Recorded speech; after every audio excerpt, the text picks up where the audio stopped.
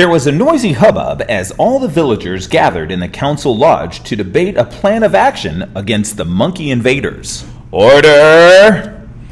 Order! Now we must come to some sort of agreement about what to do with these troublesome monkeys. We should hunt them down and crush them. That would be foolish. Why send out our bravest warriors to fight a troop of monkeys gone wild? We must better prepare our village defenses at once, so that the monkeys don't surprise us again. That's for sure. Abilah, you are a wise seer. What do you have to say about all this? As you know, the monkey invaders have not only taken a number of animals and small shiny objects, but they've also taken Abesi, my husband, Karume's grandfather. I propose that we assemble a rescue party to find Abesi and bring him back to the village safely. Why did they take him, Abilah, and no one else? It is a sign from the gods. We don't know. All the more reason to find out their intentions. Abesi was a nuisance. The lodge erupted in laughter. I say good riddance. One less pension to pay. He was just an old man. And besides, we have a new leopard master now. You're right. The monkeys only took garbage. Stuff we no longer need. Now we can get new stuff and make new things. Why waste money chasing after them? We've got to find my grandfather and the cranes. Suddenly, the room fell silent.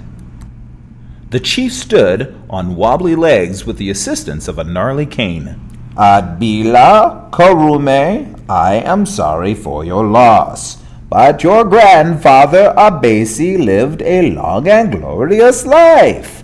Perhaps this is his final destiny. And the cranes, well, we have plenty of chickens. The council has spoken. A roar of approval erupted from the crowd.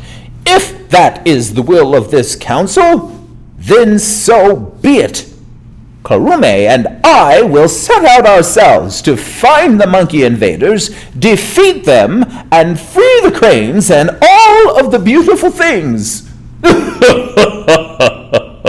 The leopard master laughed loudly and gave young Eben a poke in the ribs. Just you two? Just us! And don't you try and stop us either. If you think your leopard style can stop my way of the crane, then go ahead and try me. The chief stamped his cane into the dirt 3 times, and the matter was closed. So be it, Abilah. You have the blessing of the village council.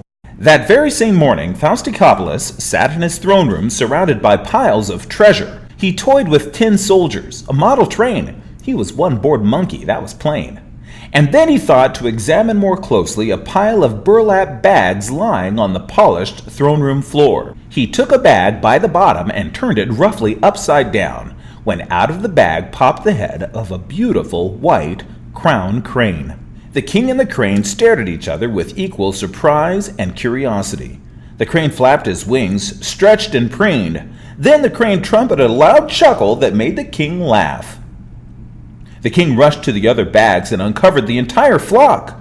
All the cranes went to dancing about, and the king began dancing too.